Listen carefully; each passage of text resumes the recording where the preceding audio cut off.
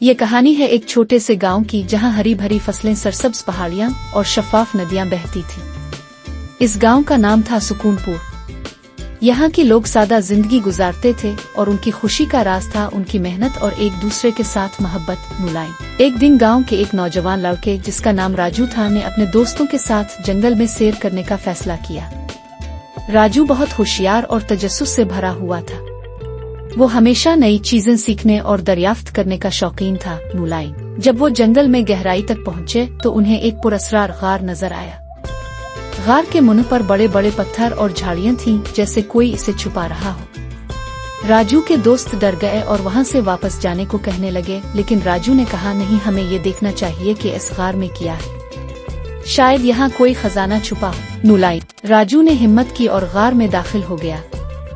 अंदर अंधेरा था, लेकिन उसने अपने साथ लाई हुई टॉर्च रोशन की। गार के अंदर इसे दीवारों पर अजीब और गरीब नक्श व निगार नजर आए। ये नक्श व निगार पुराने जमाने की कहानियां सुनाते थे, मुलायम। अचानक इसे एक चमकती हुई चीज नजर आई। वो एक सुनहरी संदूक था जिस पर कीमती पत्थर जुड़े हुए थे। राजू ने संदूक को खोला तो उसके अंदर से एक पुराना खत और एक जादुई पत्थर निकला। खत में लिखा था, ये जादुई पत्थर सिर्फ इस शख्स के लिए है जो दूसरों की मदद करे और नेक दिल हो। राजू ने पत्थर को हाथ में लिया और अचानक इसे एक रोशनी ने घेर लिया। इसे लगा जैसे इसमें नई ताकत आ गई हो।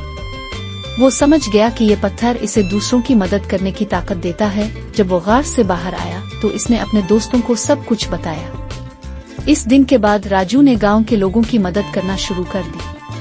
वो बीमारों को शिफा देता, किसानों को बेहतर फसल उगाने में मदद करता और गरीबों को खाना फराहम करता, मुलायम। गांव वाले राजू को बहुत प्यार करने लगे और उसकी नेकी की वजह से सुकूनपुर और भी खुशहाल हो गया। राजू ने कभी भी अपनी ताकत को गलत इस्तेमाल नहीं किया और हमेशा दूसरों की मदद करता रहा, मुलायम। तो प्यारे दोस्तों, ये कहानी हमें सिखाती है कि नेक दिल और मददगार बनना कितना अहम है। अगर हम दूसरों की मदद करें तो हमारी जिंदगी भी खुशियों से भर जाती है, मुलायम। अगर आपको ये कहानी पसंद आई हो तो मेरे चैनल को सब्सक्राइब करें और वीडियो को लाइक और शेयर करें। अगली कहानी तक के लिए अल्लाह हाफिज।